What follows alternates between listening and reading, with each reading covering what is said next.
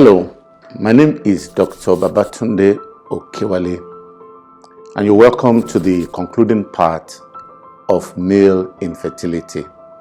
If you've not watched the first part, kindly do so. What about the morphology, which is the shape of the sperm? When you check, you expect at least 60% of the sperm to be of good shape. What is the good shape? What do we mean by good shape? A normal spermatozoa looks like a tadpole. It has a head, it has a body, and it also has a tail. When you see that under the microscope, that is a good shape. But sometimes you see a sperm that has two heads. You see sometimes a sperm that has two tails. Sometimes the head might even be three. Sometimes you might see some sperm that are active with a tail and you can't see the head. Those are bad sperms. Sperms of bad shape. So what we're saying is, in terms of morphology, which is the shape of the sperm, at least 60% must be of good shape.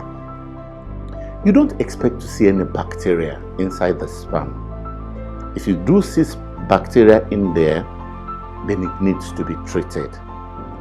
Heavy growth of bacteria in the sperm could be responsible for low motility, which could sometimes also translate into low sperm count. Now, once you have done the semen analysis and you've done other tests, hormonal tests, ultrasound scans, scrotal ultrasound scans, if the man's sperm count is normal, then you can heave a sigh of relief and go ahead and examine the woman. The reason why it's important to examine the man first is because the man's test is the simplest of all the tests. I mentioned 5 requirements to achieve a natural pregnancy. Some of the tests you have to do for the woman are invasive tests. You might have to put some things inside her body. Sometimes you might have to do what we call a laparoscopy. That is, you use a small telescope to have a peep inside her tummy. Sometimes you might have to do tests that we call HSG. All those other tests are invasive. And that's why it's very important that the man's test should be the first test that is done, because it's very, very simple. So if a man has a low sperm count, that is a count less than 20 million, what do you do? What you do depends on how bad the sperm count is. Sometimes we grade the low sperm count according to what they are. For example, if a man has a count between 15 million to 20 million, you might say it is a mild low sperm count. If he has a sperm count of between 10 to 15 million, you might term that a moderately low sperm count. But any man that has a sperm count less than 10 million, that is a severe low sperm count. The treatment for low sperm count, if there is nothing wrong with a woman, again, depends on how bad the situation is. For example, if a man has a sperm count of 19 million, which is just slightly below what should be the normal, you might decide to just have an expectant observation and see what happens. I will quickly give you a statistics of what the sperm count could translate into in terms of fertility for a man. If a man has a sperm count of 30 million, you can confidently tell such a man at 30 million sperm count that your wife will get pregnant within 1 year of unprotected sexual intercourse. If the count is 20 million and the man still asks that same question, don't forget 20 million is the cutoff point between normal and abnormal, or good count and low sperm count. And they ask you, how quickly will it take us if we do not seek any help, it might take them 3 years. If a man has a count of 10 million and he asks you the same question, my wife is okay, but my count is 10 million and we don't want any intervention, how long will it take us to get pregnant? Statistically, it might take them 6 years. And if a man has a count of 1 million, you can tell them it might take them 12 years.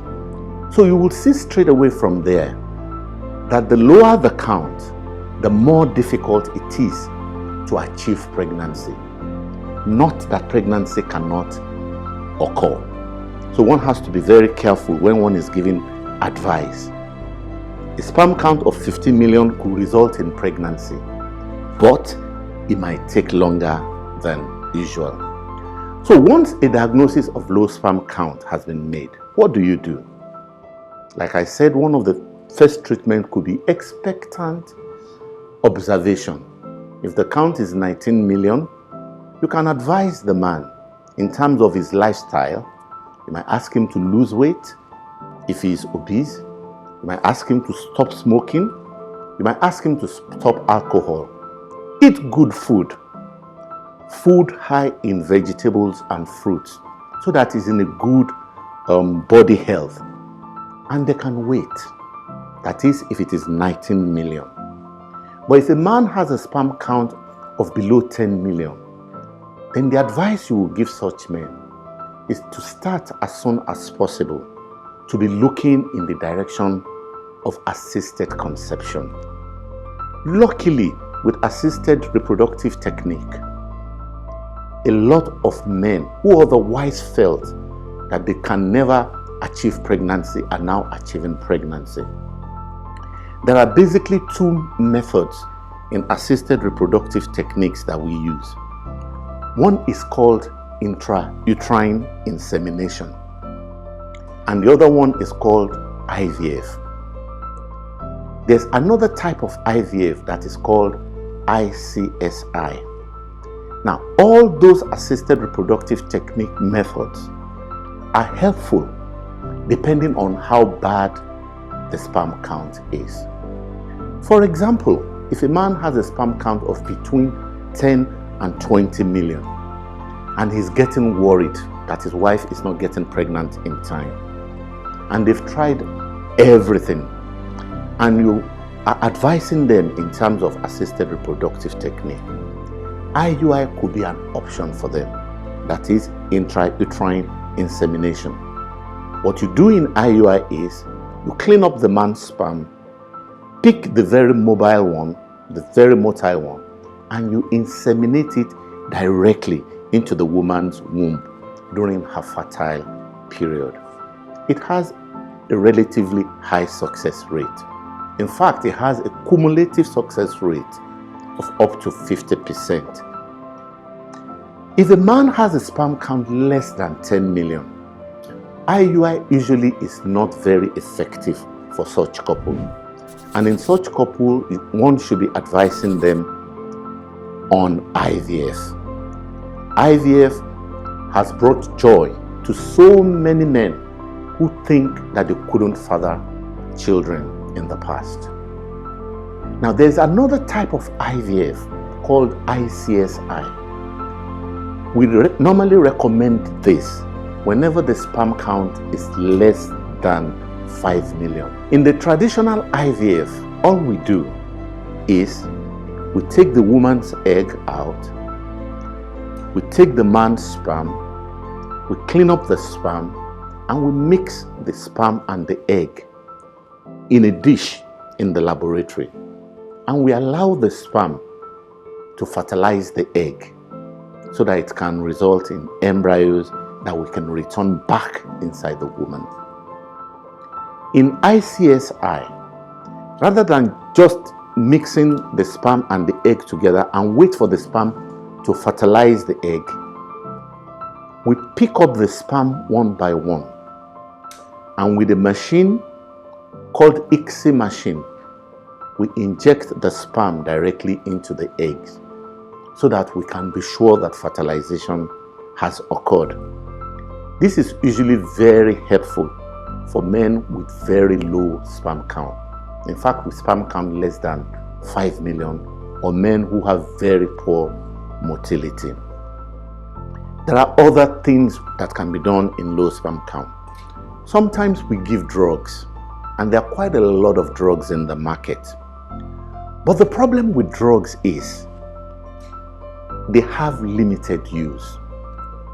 For example, if a man has a sperm count of 15 million and he decides to go on a drug that would increase his sperm count, and he takes the sperm for between 3 months to 6 months, and at the end of the day, his sperm count is doubled to 30 million, you would say the drug has done very well, because apart from doubling the count, it has also brought the count into the normal range.